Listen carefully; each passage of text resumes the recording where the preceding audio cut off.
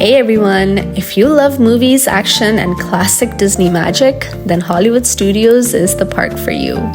In this video, I will take you through my favorite rides, share tips on how to make the most of your day, and of course, capture all the fun moments along the way.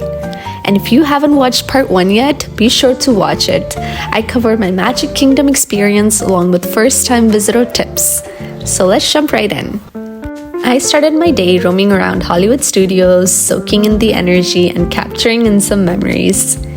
Fun fact, Hollywood Studios was originally designed as both a theme park and a fully functioning production studio. In fact, when it first opened in 1989, real movies and TV shows were filmed here. Pretty cool, right? My first ride of the day, Rock and Roller Coaster. And luckily, I was more prepared this time and got my lightning passes booked in advance, which was a total lifesaver. The standby wait time was 45 minutes, but I was able to get in within 10 minutes. And this ride was actually much more intense than I expected, especially after the slower paced attractions at the Magic Kingdom. I'd rate this one a solid 10 on 10. After the first ride, I went to watch the Indiana Jones Epic Stunt Spectacular show, and it was such a fun experience. If you love action movies, then this show is a must-see. It recreates some of the most iconic stunts. Think massive explosions, intense fight scenes, and even a giant rolling boulder. Fun fact, this show has been running since 1989, making it one of the longest running attractions at Hollywood Studios. Plus, the stunts are performed live by professional stunt actors, and they even reveal some of the behind-the-scenes secrets of how Hollywood creates these jaw-dropping action sequences.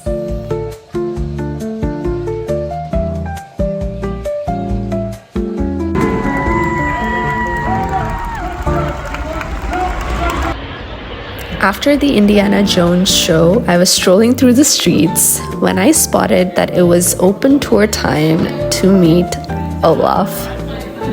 I was so excited to meet Olaf because Frozen was literally the one Disney movie that dropped when I was still in school, and I still remember watching it with my high school friends. It was such a core memory.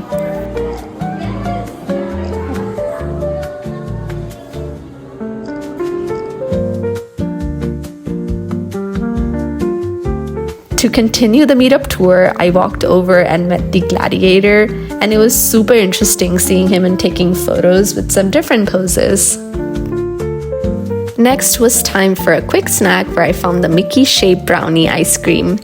Now, brownie ice cream is my all-time favorite dessert combo, so I have very high expectations, and sadly, this didn't meet the mark. After this disappointment, it was time to get back to ride again, and I went to Mickey and Minnie's Runaway Railway. Honestly, at first, this ride didn't really excite me too much, and it was an option only if I had the time to ride it.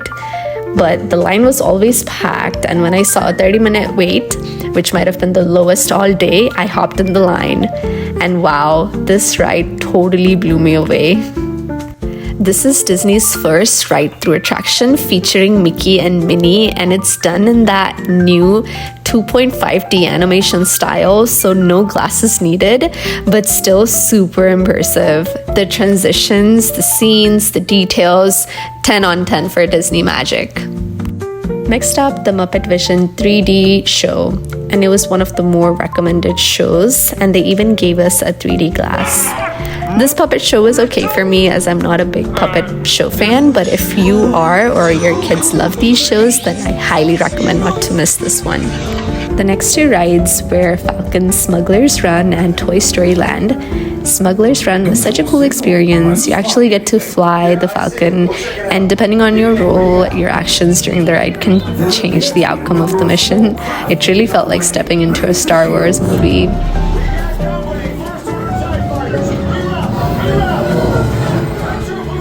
After that, I headed over to Toy Story Land, which is just so colorful and playful. This whole area makes you feel like you've shrunk down to the size of a toy, and it's packed with fun details everywhere. The rides here are perfect for kids, but honestly, it's still a total blast for adults who just want to soak, chill into the vibes, and just have some classic Disney fun.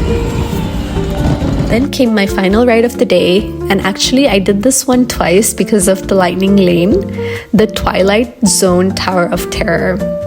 This ride puts you in a spooky old Hollywood hotel elevator and then boom, 5 or 6 intense drops. For the first time, I got the back seat, so the second round I wanted the full front seat experience, and it was definitely worth it. To wrap up my Hollywood Studios experience, I went to the Frozen sing-along celebration, which was actually so good. They condensed the whole Frozen movie into a 30-minute show with storytelling, live actors, and even clips from the film.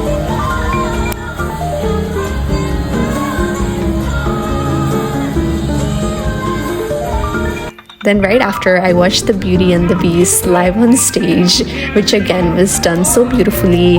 This specific one reminded me of my school's theater productions, so nostalgic, even if they used to run it longer.